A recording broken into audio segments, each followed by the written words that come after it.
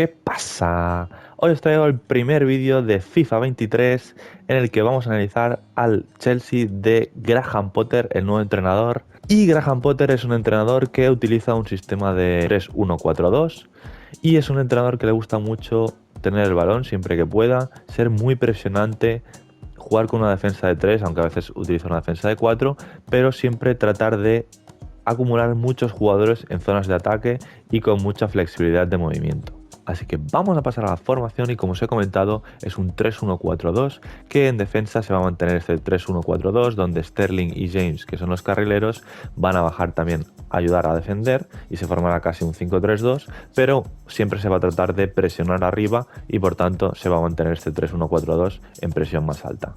Pero el cambio se produce cuando están atacando, y es que la evolución del equipo de Graham Potter es que este 3-1-4-2, cuando avanzan en campo rival, se convierte en un 3-1-5-1, donde es importante que los tres centrales se mantienen con Jorginho por delante y hacen un triángulo con él, pero el movimiento particular de este 3-1-4-2 es que Havertz se mete entre líneas dentro entre Mount y Kovacic, es decir, uno de los dos delanteros baja, que realmente no es un delantero, es un media punta, y se sitúa ahí en la media punta con Kovacic y Mount entre líneas, con Sterling y James abiertos y Aubameyang por delante. Y por tanto, aprovechando esta posición de Havertz entre líneas más Kovacic y Mount, lo que hace a veces el Chelsea es buscar, cuando están tocando en campo rival entre los centrales y Jorginho, buscan un pase filtrado, ya sea para Mount, Kovacic o Havertz, y a partir de ese pase filtrado ya intentan combinar entre ellos.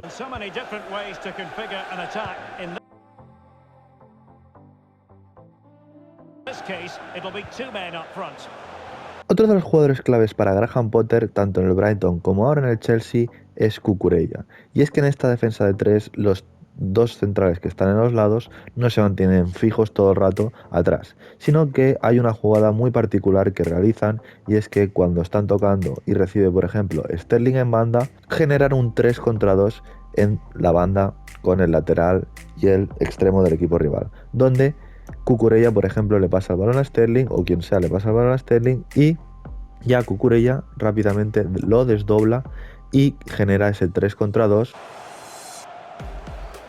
Cucurella. Sterling. Tremendous ball played through.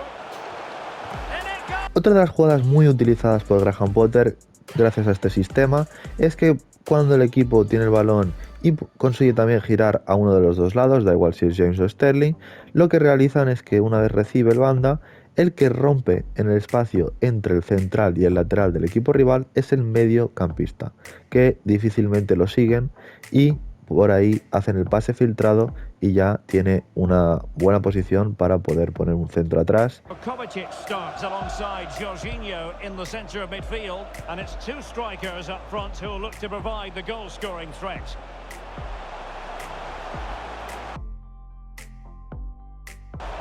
The cross is on. It's an opportunity. Así que vamos a pasar a las tácticas, y en defensa vamos a poner el estilo defensivo presión tras perder la posesión, porque como os he comentado vamos a tratar de recuperar rápidamente el balón una vez perdido y con las líneas bastante adelantadas. En anchura he puesto 50 porque vamos a estar muy abiertos a la hora de intentar recuperar rápidamente el balón, y los tres centrales, los dos de los lados, van a estar atentos a los extremos. Por tanto, esta anchura 50 está bien. Profundidad 80, una línea muy adelantada. Y en ofensivo, en plan de juego, hemos puesto construcción lenta, ya que tratan de siempre salir jugando desde atrás con creación de oportunidad, posesión. Aquí, si queréis, os podéis poner equilibrado o posesión, como os vaya mejor, pero sí que es cierto que tratan de elaborar mucho los ataques. En anchura hemos puesto 60 para amplitud de los carrileros, y futbolistas al área hemos puesto 7, ya que queremos que el carrilero de banda contraria a la hora de centrar también se incorpore al remate. Jorginho. Sterling.